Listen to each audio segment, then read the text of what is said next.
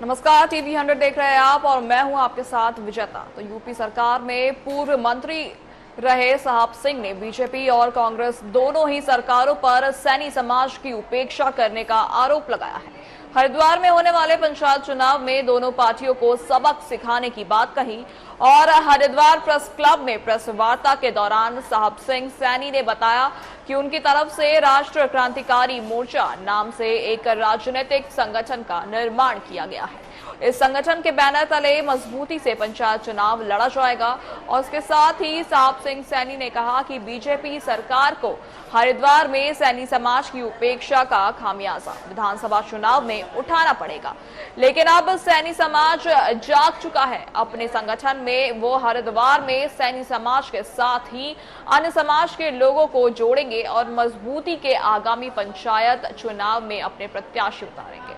तो खबर उत्तराखंड से आई है, उत्तराखंड के हरिद्वार से सामने आई है। आपको बता दें कि बीजेपी कांग्रेस पर सैनी समाज की उपेक्षा का आरोप लगाया गया है। आपको बता दें कि यूपी सरकार में पूर्व मंत्री रहे साहब सिंह ने बीजेपी और कांग्रेस दोनों ही सरकारों पर सैनी समाज की उपेक्षा करने का आरोप लगाया है और हरिद्वार में जो होने वाले पंचायत चुनाव है उनमें दोनों पार्टियों को सबक सिखाने की बात भी कही है। साथ ही हरिद्वार प्रेस क्लब में प्रेस वार्ता के दौरान साहब सिंह सैनी ने बताया कि उनकी तरफ से राष्ट्र क्रांतिकारी मोर्चा नाम से एक राजनीतिक संगठन का निर्माण किया गया है।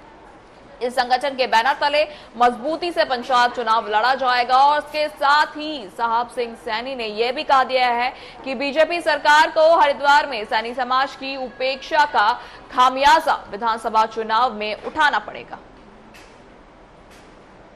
संगठन की बात चल रही है। संगठन के ऊपर हम बीसी और एससी समाज को मजबूत करने का काम करेंगे।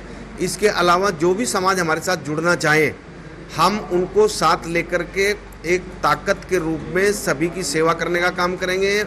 बेरोजगार युवकों के लिए रोजगार की लड़ाई लड़ेंगे। जो मजबूर गरीब किसान उनकी लड़ाई लड़ने का काम करेंगे। क्योंकि अभी तक जो हम देखते आ रहे हैं उत्तराखंड में जो बड़े राजनीतिक दल हैं वो बड़े बड़े होटलों तक बड़े बड़े कार्यालयों तक सीमित हैं। आम जनता के बीच में वो नहीं है। आम जनता की समस्याओं से वो रूबरू नहीं है। संगठन की बात चल रही है। संगठन के ऊपर हम बीसी और एससी समाज को मजबूत करने का काम करेंगे। इसके अलावा जो भी समाज हमारे साथ जुड़ना चाहे हम उनको साथ लेकर के एक ताकत के रूप में सभी की सेवा करने का काम करेंगे। बेरोजगार युवकों के लिए रोजगार की लड़ाई लड़ेंगे। जो मजबूर गरीब किसान उनकी लड़ाई लड़ने का काम करेंगे। क्योंकि अभी तक जो हम देखते आ रहे हैं उत्तराखंड में जो बड़े राजनीतिक दल हैं वो बड़े बड़े होटलों तक बड़े बड़े कार्यालयों तक सीमित हैं। आम जनता के बीच में वो नहीं है। आम जनता की समस्याओं से वो रूबरू नहीं। 2022 के लोकसभा के चुनाव में उन्हें बड़ी समझदारी से वोट देने का काम किया। जो पार्टी सत्ता में थी और जो उनकी उपेक्षा कर रही थी उसे सबक सिखाने का काम किया। रिजल्ट आपके सामने है। भाजपा पूरे पहाड़ पे जीत का ही और हरिद्वार में हारने का काम हुआ। ये सिर्फ सैनी समाज की वजह से आ रही है। 2-3 बार सरकार रह चुकी है यहाँ पर उत्तराखंड में, क्या ना भाजपा की। कभी सैनी का कोई नॉमिनेशन नहीं हुआ है, ना दर्जा मंत्री में हुआ, ना किसी विभाग में हुआ है।